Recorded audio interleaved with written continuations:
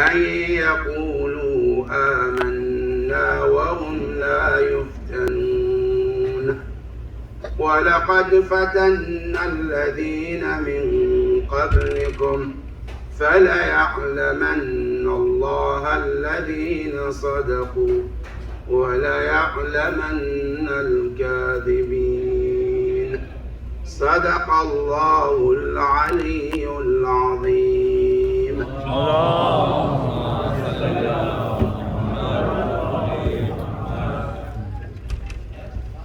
This afternoon, our topic is about the purpose of our existence, our human being on this planet.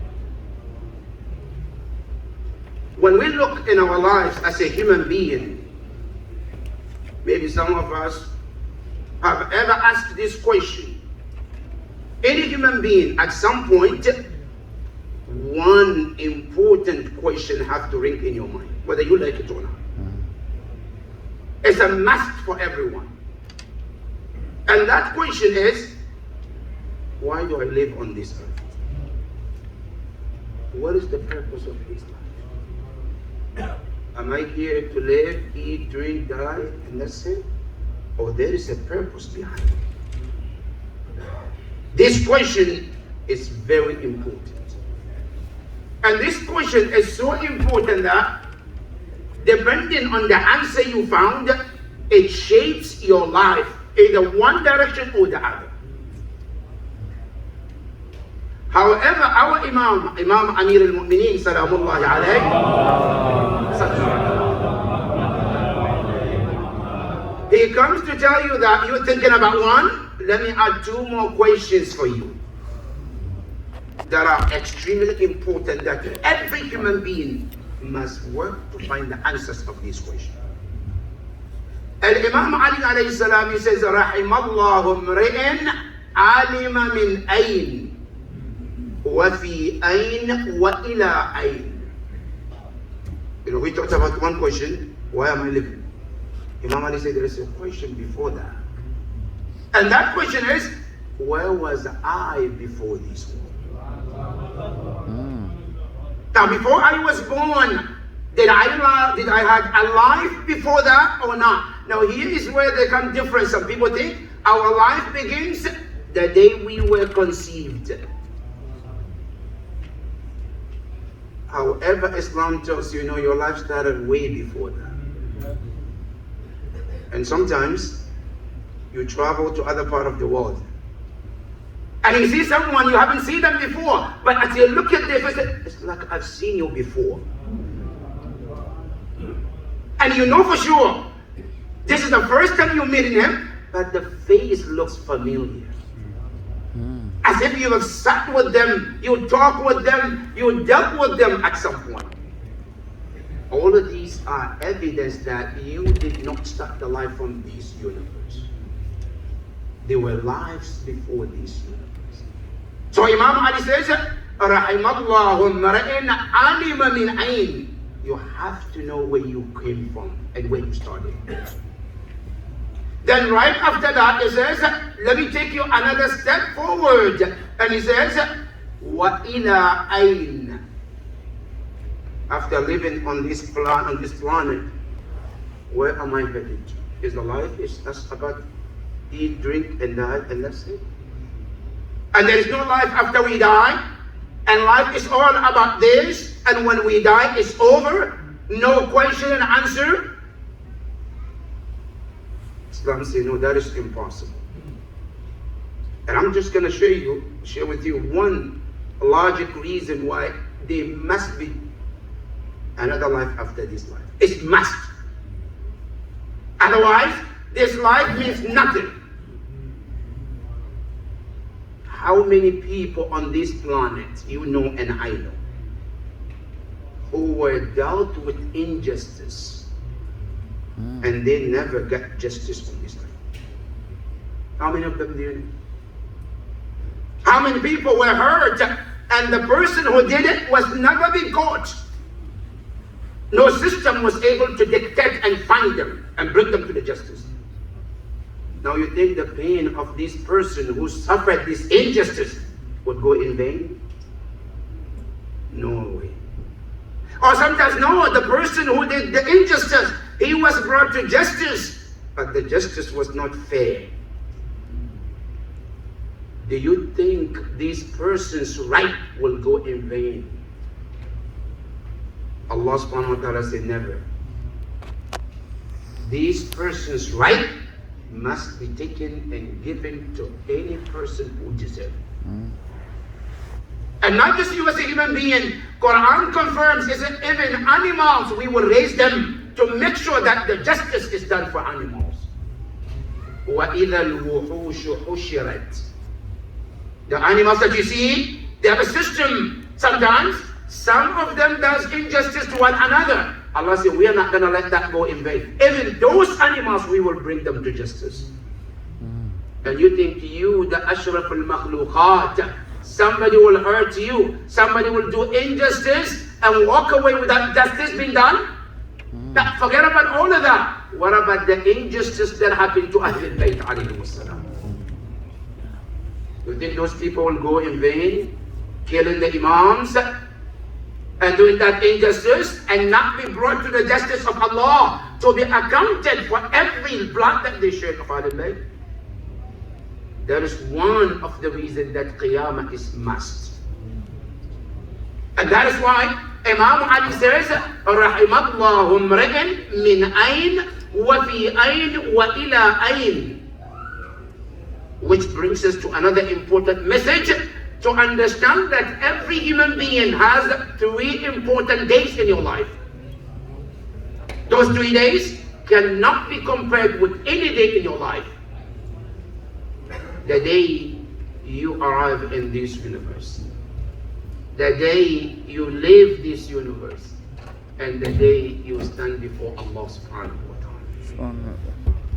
And that is why Isa ibn Maryam, the day he was born, he knew these 3 days are important, and he mentioned in Surah Maryam, وَسَلَامٌ عَلَيَّ يَوْمَ وُلِدْتُ. Peace be upon me on the day I am born. وَيَوْمَ أَمُوتُ, and the day I will die. وَيَوْمَ أُبْعَثُ حَيًّا, and the day I will be resurrected. But today we are not talking about where you came from or where you headed to. We just want to emphasize about why and what is the philosophy of you being here on this earth. Did God put you on this earth to eat, drink, sleep, make money, and that's it? Or there is a purpose behind it? And if there is a purpose, what is the purpose of me as a human being living on this earth? Here, our scholars, they mention 3 main reasons. That are the reasons why you and I live on this earth. Now, number 1, there's Allah created you and placed you on this earth for the purpose of ma'rifah of Allah subhanahu wa ta'ala. You were put on this earth to research and find your Creator and connect with Him. The hadith comes where Allah says in Hadith al-Qudsi, He says, كُنْتُ كَنْزًا مَخْفِيًّا فَخَلَقْتُ الْخَلْقَ لِكَيْ أُعْرَفَ. I was hidden treasure, and I created all of this creation to recognize me, Allah subhanahu. And that is why when you go to Nahj al-Balagha, Imam Ali alayhi salam, in the first khutbah, he said, أَوَّلُ الدِّينِ مَعْرِفَتُهُ. The first thing in this religion is to get to recognize your Creator. And that is why in dua, Allahumma arifni nafsak. You have to have the ma'rifah of your Creator. Now, why do we need to know Allah? Because that knowing Allah depends, everything else depends on that. If you don't recognize Allah, how are you going to worship that God? In Hadith al-Qudsi, Ya abdi a'rifni qabla an ta'budani, fa'in lam ta'rifni fa'kayfa ta'budni. My servant, get to know me first, and then go to serve me. Because if you don't recognize me, then you would not be able to do justice in your ibadah for me. It's as simple like you and I. Let's say you go home today. Tonight, you walk home, you say, somebody wrote you a check. gift of $1 million, right? And you want to thank the person. Where do you start? You have to recognize who is the giver of that check first before you say thank you. So your ibadah cannot work in this world unless you recognize Allah subhanahu wa ta'ala. And that is the first purpose of your creation. The second reason why you live on this earth, Quran says, وَمَا خَلَقْتُ الْجِنَّ وَالْإِنسَ إِلَّا لِيَعْبُدُونَ. I didn't put you on this earth to serve other creation. You're better than that, my brothers and sisters. Don't sell yourself cheap. To go low, to worship other things, idols, trees, humans. You are greater than that. As a matter of fact, the Quran tells you, everything on this planet is supposed to serve you. From the heavens and the earth and what exists between them, all of them, Allah said, we created so that they serve you. وَسَخَّرَ لَكُم مَّا فِي السَّمَاوَاتِ وَالْأَرْضِ جَمِيعًا مِّنْهُ. Allah said, everything that you see, all of them are to serve you. That's how great you are. But the important question comes, Ya Rabb, everything is created to serve me, but who am I here to serve then? Everything is serving me. And Allah talks in the Quran. The animals that you see, they're to serve you, huh? أَوَلَمْ يَرَوْا أَنَّا خَلَقْنَا لَهُم مِّمَّا عَمِلَتْ أَيْدِينَا أَنْعَامًا فَهُمْ لَهَا مَالِكُونَ. Allah said, don't they see? Surah Yasin. Don't they see? We created animals. And all of those creations, those animals, they are to serve them in different ways. فَمِنْهَا رَكُوبُهُمْ. Some of those animals, you ride them. وَمِنْهَا يَأْكُلُونَ. And some of them, they eat from the meat of those animals. All of this, Allah said, is to serve you. But who am I here to serve? That is why Allah says, you are created to serve not the creation, but the Creator.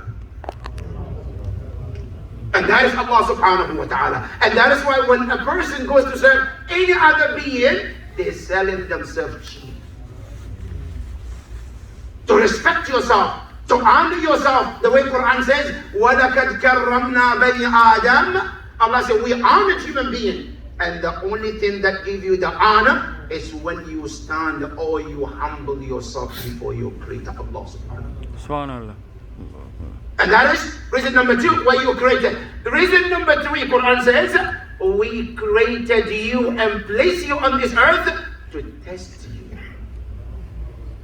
تبارك الذي بيده الملك وهو على كل شيء قدير الذي خلق الموت والحياة ليبلوكم.